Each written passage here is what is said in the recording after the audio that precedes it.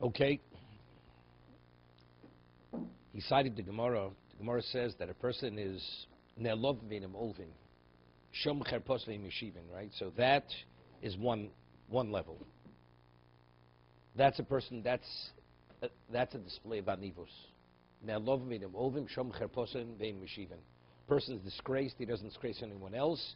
He listens to his disgrace and he doesn't respond. So that's negation. Then he says osami avo. That's already doing. Usmech bisurim, right? Person does mi'avo and he rejoices in the suffering.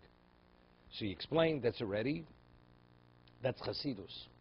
One is anivos, the first is anivos, the other is chasidus.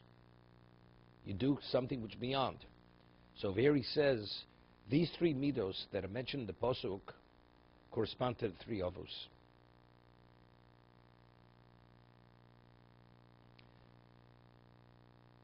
Each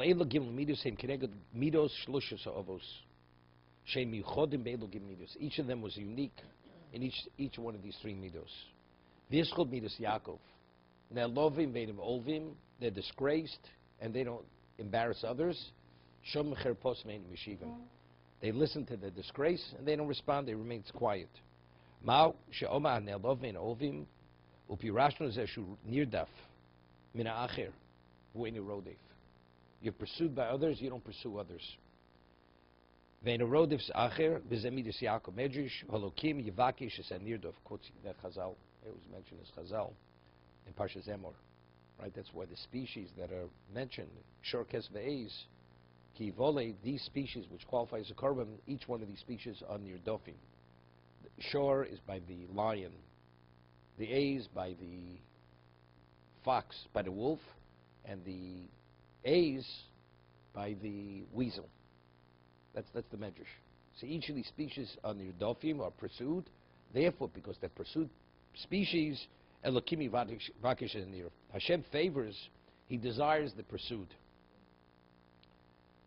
HaKadosh Baruch ki Yaakov nirdof me'Esav. Right? Yaakov was nirdof from Esav. He was pursued by Esav. V'oiv es Yaakov, as it says in the pasuk. V'oiv es Yaakov es Esav sonesi. And he despises. Hashem hates Esav. Kach shezochar harbe nirdofim lo nimtzo beferish rak Yaakov shemiuchad b'redif hazos uchsiv oives Yaakov es Esav sonesi v'achar shezochar midas zeus zochar or me'avo he midas Avram, right? Osa me'avo, they do out of love. Shnikra Avram Ovi. We find Avram is called Ovi, my beloved. V'akar zochem midas Yitzchok smechem yisurim. Right, he was blind. He was confined a good part of his life, right after the Akedah. Because of the Akedah, his eyesight was affected. Eventually, became blind. Yitzchok Yibal Yisurim. Yitzchok suffered. Where did he find he suffered? Other than being blind, where did he suffer? He was confined to the house. Maybe that, well, it says Rivka also suffered from that. The Mores Ruach, right? His wives were idolaters. He was pained. Okay, so, and Avraham Avinu didn't. Right, the story, his wife was taken, nearly raped, and so on and so forth. And by Avimelech also. Sorry, man, also. I mean, Yaakov Avinu, Avraham also suffered. I understand, but why are we saying he was unique in suffering? Avraham also suffered plenty. What about he was a near-death? Avram wasn't he was a fugitive. No, they wanted to kill him. He was thrown into the kiln. I mean, he suffered plenty. Did he know he would come out alive? He didn't know anything. No, so what? Person learns in yeshiva for 10 years. That's suffering. Not that he was in Haram Mori for 3 years after the Akedah. Why is that suffering? Away from the family. So you go away to yeshiva, you're also away from the family. Okay, we're going to give brownie points in about 3 seconds now. He says no. He points out what is the Yisurim. He was blind. His eyes were weakened. Right? A person's blind. As it says, he actually wasn't affected by the Yitzhara. Right? That's the reason why he's referred to Elokei Yitzchok, although he was still alive. V'omer Medrash Yitzchak Chidesh Yisurim. Omer lefnei HaKadosh Baruch Hu Odom Hu Chotei Ve'im B'Malis Kaper. Here Yitzchak said to HaKadosh Baruch Hu, person sins, how is he supposed to be atoned? He's quoting Medrash. Hevi Yisurim Olav She's Kaper. Bo Odom, so Hashem brought Yisurim, suffering on Yitzchak, so the person should be able to have kapora. Omer HaKadosh Baruch Hu Yecho Dovatov Tovato. HaKadosh Baruch Hu said to Yitzchak, what you asked is something very good. Umimcha ni maschil. So the concept, see, the Gemara speaks, Avram is Zikno, Yaakov is holy. There's a medrash I'm not aware of. Yisurim was Zikno. He was the first one to age. Right? Yaakov was holy, first one to become ill, and he's the first one to begin suffering. Suffering, the concept of suffering. When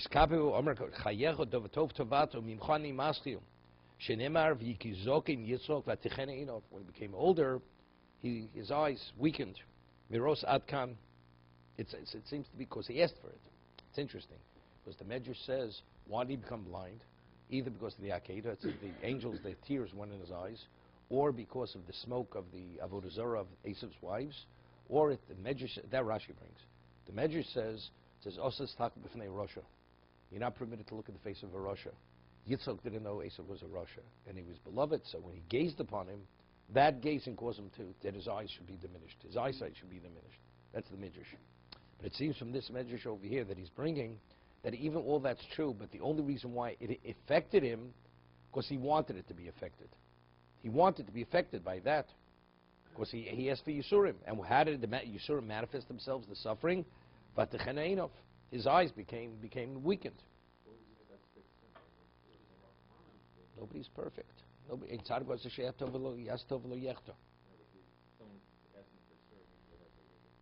No, not true. The Gemara speaking, what's his name? The Gemara, Rabbi Nasi's son. He also, every night he would ask for Yisurim, and endless suffering came upon him. I told the story. I just heard it. It was said over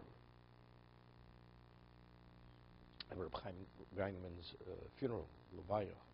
He told over a story. It was a person's name was Rabbi Shapiro. He was the Rosh Kollel of Kol Chazon Ish. So the last he was a student, one of the closest students to Chazon Ish. He passed away. He was in his upper 80s, 90s. So he suffered tremendously. The last 4 years of his life, the suffering was not to be believed, and passed away. So Rav Steinman usually waits a few days before he gets Menachem Ovel. For some reason, he went the first day of the Shiva to the family, to Menachem Ovel. So who sits next to him? Rav Chaim Greineman. So Rav Steinman was a lot older than Rav Chaim Greineman. Right? Rav Chaim Greineman just passed away. He was 89. Just passed away. 7th day of Pesach, Shvi Shel Pesach, he passed away. And Rav Steinman, Yibaro B'Chaim L'Chaim, is over 102. Okay, so a little bit of difference age. So Rav Chaim Greineman says to Rav Steinman, he suffered the last 4 years of his life, not to be believed, the level of suffering he had. Rav Yudel Shapiro. So Rav Steinman says, it's good to suffer. It's a good thing to suffer, because you suffer, you don't go to Gehenna. That's the statement. That's the comment Rav Steinman said to Rav Chaim. So Rav Chaim said, is there a source for this? I mean, the Gemara suffering atones, but you don't go to Gehenna whatsoever if you suffer very seriously. Rav Steinman didn't answer. The story, it was said over at the funeral, but not slightly. It didn't mention who, what, when. This discussion wasn't mentioned. Rav Chaim goes home. That night, he has a dream. Who comes to him in the dream? Rabbi Yudel Shapiro. That night. And Rabbi Yudel Shapiro says to him, he says, what Rav Steinman said is 100% true, that because he suffered, he did not go to Gehenna, he went straight into Gan Eden. That's what he told Rav Chaim Greineman in his dream. The next day, he goes to Shachris. Rav Chaim Greineman comes home. As he's walking up the steps in his building, he falls, and he breaks his shoulder. That was the beginning. I saw him just 6 months ago. He was incapacitated. The only thing that worked was his mind. Physically, he was totally suffering, not to be believed. So he told his family that when he came home after davening, He felt, when he fell, it's not just he fell. He felt like somebody slammed him into the concrete steps, pushed him into the steps, and that's how he broke his shoulder. And from then it was all downhill. So meaning, after he heard that, it's something he was interested in. He was accepted upon. He wanted it because he heard. After hearing that, or Yerul Shapiro told him in the dream, you want to pass over Gehenna straight into Gan Eden. It's worthwhile to suffer. It's worth it. Okay.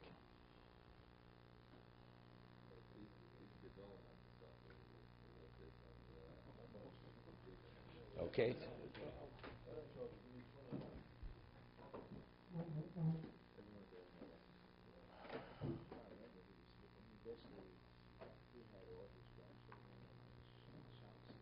Sons, those are his children, sons. He had 16 children, 12 sons, 4 daughters.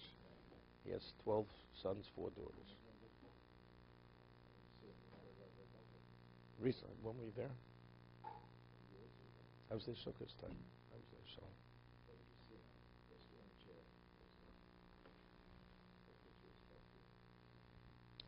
Yeah.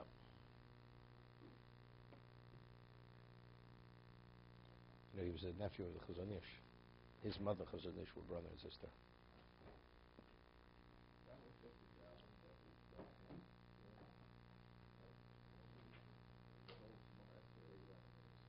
No, we ask for healing. What we say, we don't, and we ask not to have Yisurim is on Rosh Hashanah and Kippur davening, Yom Kippur. Not, we shouldn't have Yisurim. But over there, there's a nusach, there's a text, not serious suffering. Everybody has some level of suffering. You have an ache, you have a pain, you have a headache, you're stuck at a red light. That's suffering too. Suffering doesn't mean say you're physically hurt or something very serious in your life. Suffering means suffering. Mercy suffering is you put your hand in your pocket, take out one coin, and you take out a different coin. That's suffering. That's considered Yisurim. Right. Within the past 10 years. Well, evidently, it must have been 4 years ago. Because this happened, he fell the night after the Shiva. It was the first day of Shiva. It's 4 years ago, 5 years ago he passed away. Okay.